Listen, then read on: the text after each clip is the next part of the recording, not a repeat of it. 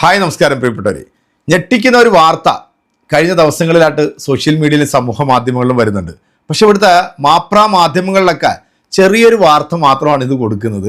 നമ്മുടെ ഇന്ത്യ രാജ്യത്ത് അല്ലെങ്കിൽ നമ്മൾ മറ്റ് രാജ്യങ്ങളിൽ കാണാത്ത തരത്തിലുള്ള ഒരുപാട് ഡെവലപ്മെൻറ്റ് നമ്മുടെ രാജ്യത്ത് കാണുന്നുണ്ട്. അത് ഇവിടുത്തെ സാധാരണക്കാരായിട്ടുള്ള മുസ്ലിം സഹോദരങ്ങളെ, ക്രൈസ്തവ സഹോദരങ്ങളെ, ദളിത് സഹോദരങ്ങളെയൊക്കെ തല്ലിക്കൊല്ലുന്ന ആ ഒരു രീതിയാണ് നമ്മുടെ രാജ്യത്ത് മറ്റ് രാജ്യങ്ങളിൽ കാണാത്ത രീതിയിൽ നമ്മുടെ രാജ്യത്ത് കാണുന്നത്. എന്നാൽ സമാനമായിട്ടുള്ളൊരു സംഭവം ഈ കഴിഞ്ഞ ദിവസം ബംഗ്ലാദേശിലുണ്ടായി. ഒരു ഹൈന്ദവ സഹോദരന് ബംഗ്ലാദേശിൽ ചില പരമനാറികളെല്ലാം കൂടെ ആ പാവത്തെ വളരെ ക്രൂരമായ രീതിയിലാണ് കൊലപ്പെടുത്തിയത്.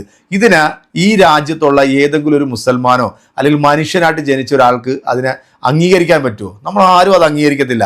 അതിനെല്ലാം നമ്മൾ തള്ളി പറയത്തുള്ളൂ. ആ കാണിച്ചതൊക്കെ തെമ്മാടിത്തരമാണെന്ന് തന്നെ നമ്മൾ പറയാറുള്ളൂ, അല്ലേ?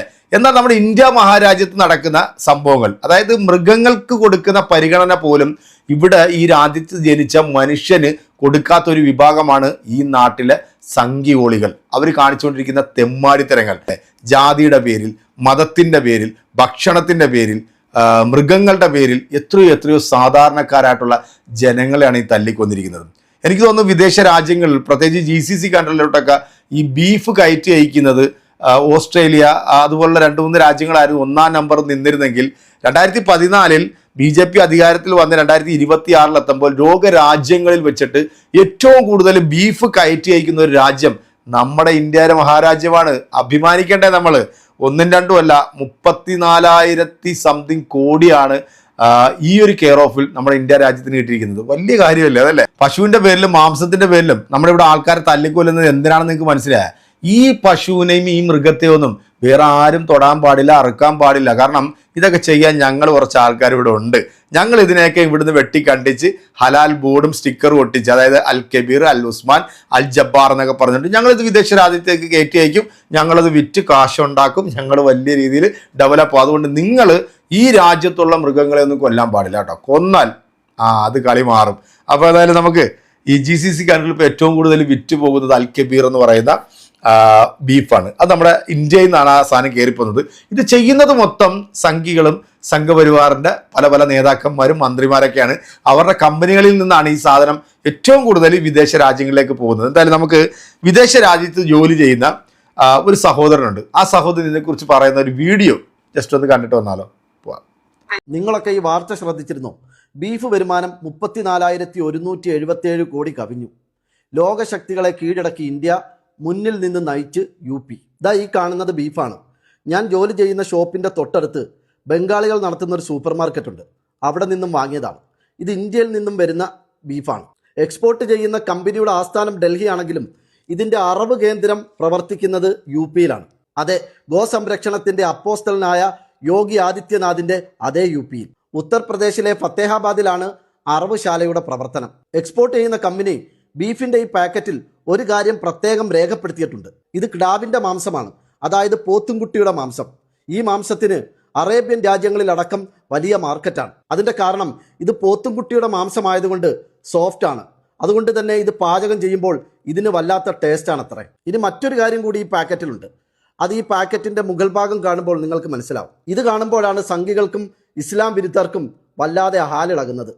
ഹലാൽ എന്ന് കൃത്യമായി ഇതിൽ രേഖപ്പെടുത്തിയിരിക്കുന്നത് നിങ്ങൾക്ക് കാണാൻ സാധിക്കും. നിങ്ങൾക്ക് കാണാൻ പറ്റുന്നുണ്ടല്ലോ അല്ലേ? ഇത് വെറുതെ അങ്ങ് ഹലാൽ എന്ന് എഴുതി വെച്ചിരിക്കുന്നതല്ല.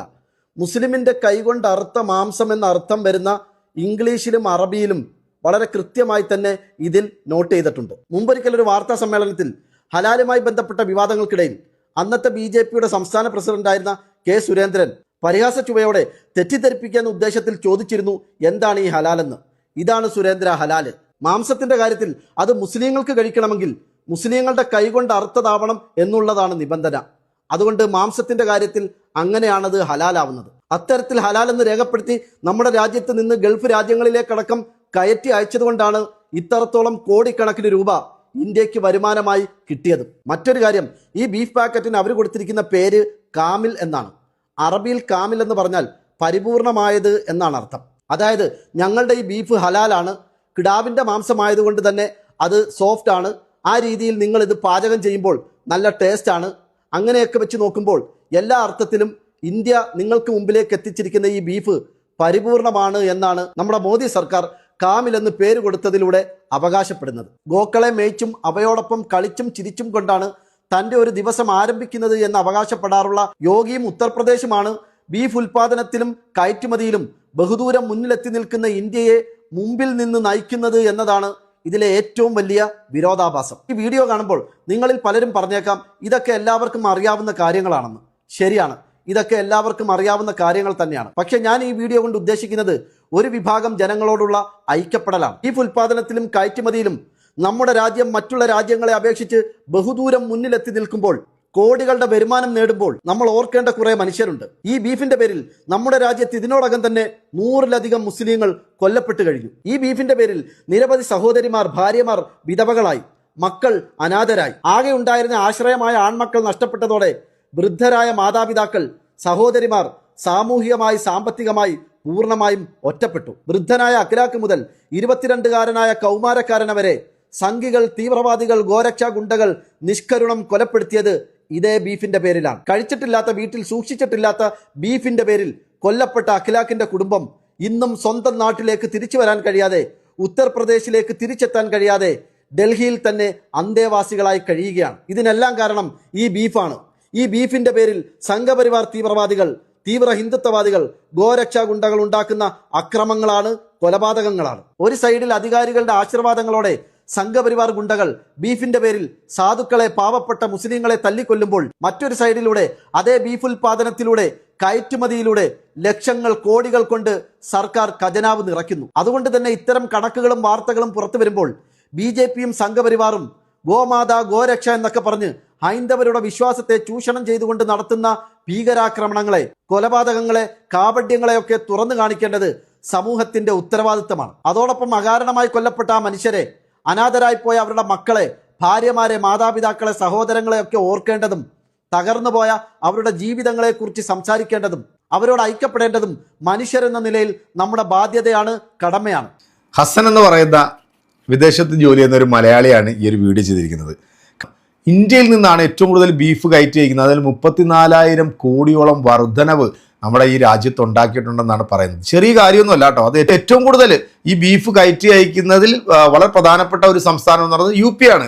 ആ UPയിലാണ് ഈ ബീഫിന്റെ പേരിൽ പാവം പിടിച്ച മനുഷ്യരെ നിഷ്ഠൂരമായിട്ട് തല്ലിക്കൊന്ന വാർത്തകൾ എത്രയോ നമ്മൾ കേട്ടല്ലേ. മുഹമ്മദ് അഖ്ലാഖിനെ പോലുള്ള വൃദ്ധനായിട്ടുള്ള മനുഷ്യൻ, അദ്ദേഹത്തിന്റെ വീട്ടിൽ ബീഫ് സൂക്ഷിച്ചു എന്ന പേരിലായിരുന്നു ആ പാവം വൃദ്ധനെ ഈ നരാധവന്മാരായിട്ടുള്ള ഈ വൃത്തികെട്ടവന്മാർ തല്ലിക്കൊന്നത്. പിന്നീട് അദ്ദേഹത്തിന്റെ വീട്ടിൽ അങ്ങനെ ഒരു സംഭവമേ ഇല്ലായിരുന്നു എന്നൊക്കെയുള്ള വാർത്തകൾ നമ്മൾ കണ്ടു. എന്തായാലും നമ്മുടെ രാജ്യം കുതിച്ച് അങ്ങോട്ട് പൊയ്ക്കൊണ്ടിരിക്കുകയാണ്. അതുകൊണ്ട് തന്നെ ബീഫ് എന്ന് പറയുന്ന ഒരു സാധനത്തിന് ഇവിടുത്തെ മറ്റു മതവിഭാഗത്തിൽപ്പെട്ടിട്ടുള്ള ആളുകൾ അതിനെ കൊല്ലാനോ അതിനെ വിൽക്കാനോ പാടില്ല. ഇതൊക്കെ ചെയ്യാൻ ഞങ്ങളിവിടെ ചില ആളുകളെ ഏർപ്പാടാക്കിയിട്ടുണ്ട്.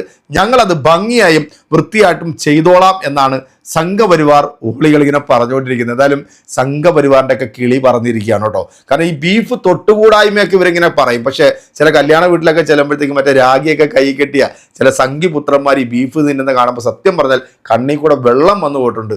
ഓഫ്, എന്താ അല്ലേ. എന്തായാലും എൻ്റെ പ്രിയപ്പെട്ട പ്രേക്ഷകരെ, ഈ വാർത്തയുമായി ബന്ധപ്പെട്ട് നിങ്ങളുടെ വിലയേറെ അഭിപ്രായങ്ങളും കമൻറ്റുകളും നമ്മുടെ കമൻറ്റ് ബോക്സിൽ അറിയിക്കുക. നമ്മൾ അടുത്തൊരു വീഡിയോ ആയിട്ട് വീണ്ടും കാണാം. അതൊരിക്കലും എല്ലാവർക്കും